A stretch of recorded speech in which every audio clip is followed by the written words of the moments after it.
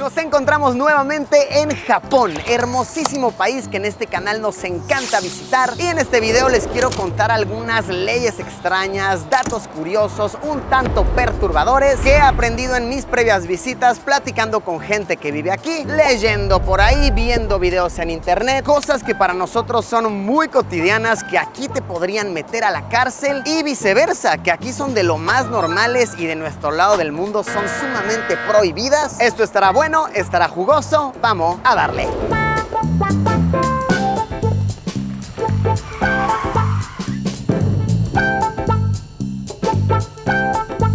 ¿Sabían ustedes que la edad de consentimiento sexual en Japón es de tan solo 16 años? Y mucho más extraño aún, hasta apenas el año pasado esta edad era de 13 años. Esto significa que cualquier persona adulta podía mantener relaciones sexuales con alguien de 13 sin que la ley pudiese realmente perseguirlo. Me puse a hacer un poco de lectura y resulta que esto fue estipulado en el Código Penal japonés desde el año 1907. Con el paso del rato en tiempos modernos, por supuesto que esto comenzó a percibirse como algo malo, como algo indebido. Entonces, poco a poco, ciudades fueron ampliando este límite, este mínimo de consentimiento a 16, hasta que apenas el año pasado, en junio de 2023, ya se estipuló a nivel nacional que para dar consentimiento sexual alguien debe tener un mínimo de 16 años, pero siguen existiendo muchísimos hoyos legales. Por ejemplo, no aplica para parejas adolescentes siempre y cuando no haya más de 5 años de diferencia. Por ejemplo, si alguien en la pareja tiene 13 y el otro 18, está bien. Y también se comenta mucho que como esto es algo demasiado reciente, si la denuncia se presenta ahora, pero el hecho sucedió antes de que la ley fuera aprobada, lo más seguro es que tu denuncia no va a proceder. Para hacer esto todavía un poquito más complicado, en Japón el mínimo de edad para comprar alcohol es de 20 años. Entonces, ¿qué? ¿Podías tener relaciones a los 13 pero comprar una cerveza hasta los 20? Muy extraño, muy curioso y sobre todo bastante perturbador.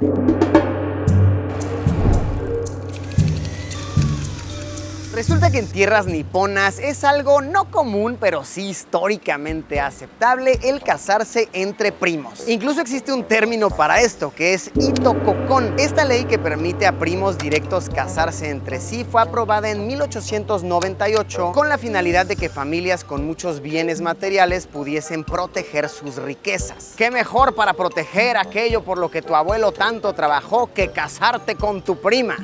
Hasta la fecha esto es algo que se practica mucho entre políticos. Por ejemplo, varios primer ministros se han casado con sus primas para que el poder no quede dividido, esparcido por ahí. Y me sorprende mucho que la prensa local no sea más agresiva con esto, que no se los coman a burlas, a chistes, como lo harían de nuestro lado del mundo. Aunque todo esto hace el completo sentido cuando te enteras de que, vamos con el siguiente punto, en Japón el honor está protegido por la ley y tienen una definición muy diferente de lo que es difamación. Esto significa que no puedes compartir ningún tipo de información sensible públicamente sobre alguien más, porque este podría perseguirte con una demanda o incluso una denuncia penal. Por poner un ejemplo, si tú sabes que tu compañera de trabajo le está siendo infiel a su esposo, vas y se lo cuentas a todo mundo, toda la oficina se entera y la despiden por esto, ella podría perseguirte y demandarte porque has dañado algo muy valioso que es su honor. Peor aún, si sabes algo sensible sobre algún artista,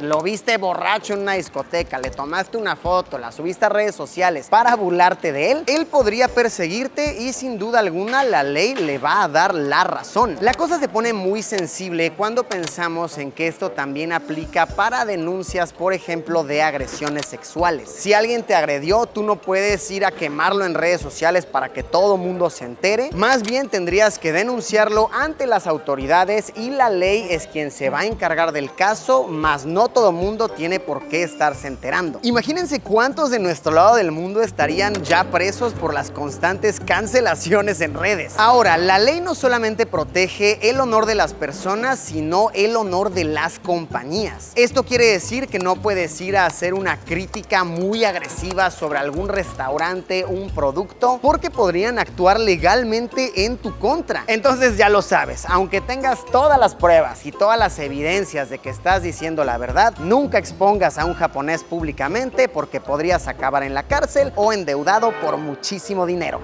En muchas partes del mundo las personas son educadas bajo el principio de que si alguien te pega, tú le pegas de vuelta y con más fuerza. En estas tierras ten por hecho que si aplicas esos principios vas a ir a la cárcel al menos por un ratito. Y es que la ley nipona especifica con mucha firmeza que no se tolera ningún tipo de agresión física. Esto quiere decir que no importa que vas caminando inocentemente y un loquito te empieza a acomodar unos buenos zanconazos, tú debes aplicar la sabiduría del buen Dewey, hacerte bolita y correr a un lugar hasta que estés sano y salvo. La policía se escuda con el hecho de que hay muchas estaciones policíacas muy a menudo. Y esto se los puedo corroborar. Si yo ahorita camino hacia allá, en menos de 5 cuadras seguro que me encontraré con un pequeño kiosquito en el que habrán policías dispuestos a acudir a mi rescate. Entonces, si tú eres de aquellos que se pone bien borracho y le gusta salir a la calle a repartir vergazos, mejor ni vengas a Japón, que este no es tu barrio.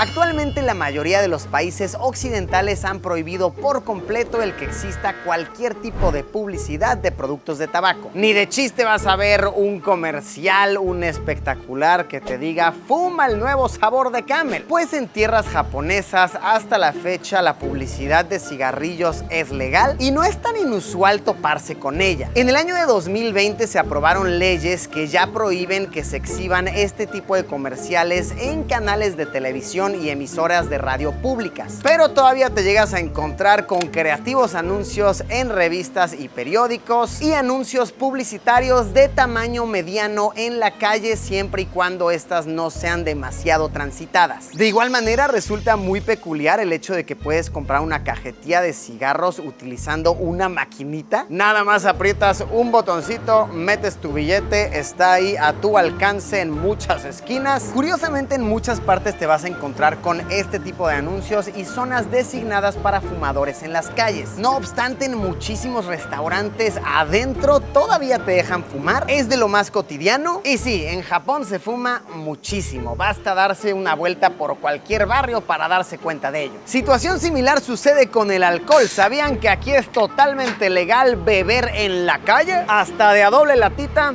No pasa nada y verás a la gente haciendo esto desde muy temprano por la mañana hasta muy tarde por la noche. El consumo del alcohol está súper arraigado entre los nipones. Vas a ver anuncios por muchísimos lados que lo promueven y la gente bebe en serio y se pone bien, pero bien malita. Todo aquel que te diga que los japoneses a todas horas son muy retacados y muy limpios es porque claramente no ha salido de fiesta en algún barrio caliente de Tokio. La gente se pone pero hasta atrás. Las calles acaban llenísimas de basura. Súper, pero súper sucio. Hasta se duermen en las calles. Los ves ahí botados sin ningún tipo de pudor. Aunque eso sí, todo súper seguro. Nadie te va a robar ni un pesito de tu cartera, tu teléfono mucho menos, aunque estés desmayado ahí en la esquina. Los japoneses son la definición perfecta de borrachos pero buenos muchachos.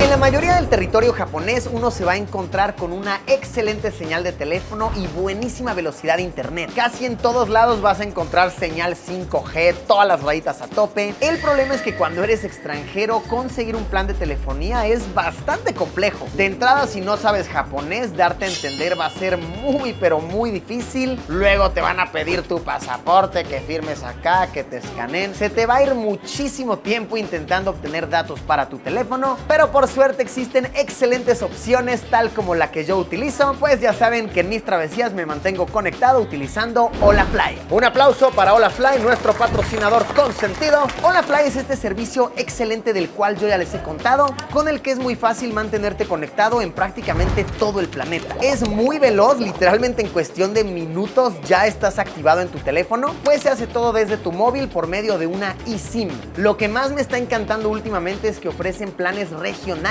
Entonces, si estás haciendo una travesía, por ejemplo, visitando muchos territorios de Asia o haciendo un euroviaje o viajando por Sudamérica, lo más posible es que encuentres un plan que abarque todos los territorios que estarás visitando. Tenemos código de descuento especial para el canal. Les dejo el link abajo en la descripción. Si se instalan la aplicación, el proceso de instalación es de hecho mucho más sencillo. Gracias Holafly por patrocinar nuestro video. Continuemos caminando, continuemos explorando.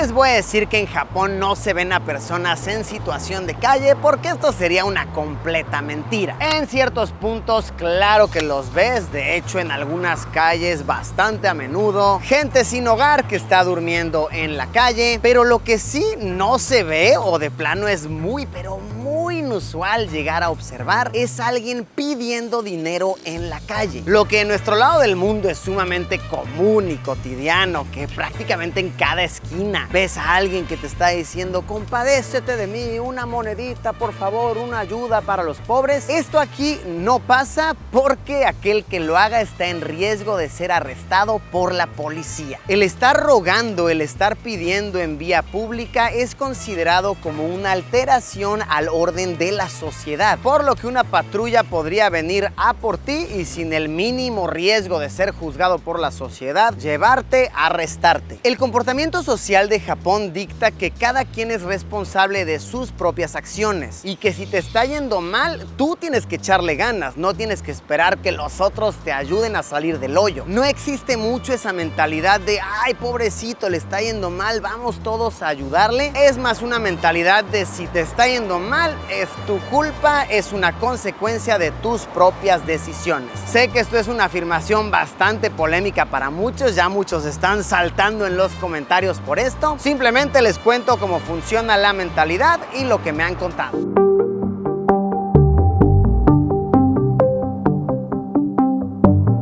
Dentro de cosas cotidianas de nuestro lado del mundo que te podrían meter preso aquí está el uso de ciertos medicamentos y traer una navaja un poquito más grandecita que esta en el bolsillo. En cuestión de medicamentos, y esto es algo que yo aprendí recientemente, muchas medicinas de nuestra parte del planeta tienen componentes conocidos como opioides. Por ejemplo, muchos productos de lo más comerciales para destaparte la nariz de marcas como Vic o similares contienen en cantidades mínimas opioides, pero sin importar qué tan chiquita sea la cantidad que contengan, el meter uno de estos a estas tierras te puede poner en la misma clasificación que un traficante de sustancias prohibidas. Entonces eso de ir a cualquier farmacia y oye que necesito un tratamiento para mi ansiedad, que para mi naricita, que etcétera, etcétera, aunque tengas la receta de tu médico, aquí te van a decir no, carnal, vas directo a ser detenido hasta que averigüemos bien qué onda con tu situación, porque sí, Japón se rige muy fuertemente por un principio de eres culpable hasta que se compruebe lo contrario. Hablando de navajas, portar cualquier cuchillo que sea más largo que 5 centímetros puede ponerte bajo los ojos de la ley. Esta navajita, por ejemplo, está bien, medirá unos 3 centímetros, pero los corta uñas y similares que son un poquito más largos ya pueden ser considerados como un arma, como un utensilio para robos o hacerle daño a alguien más.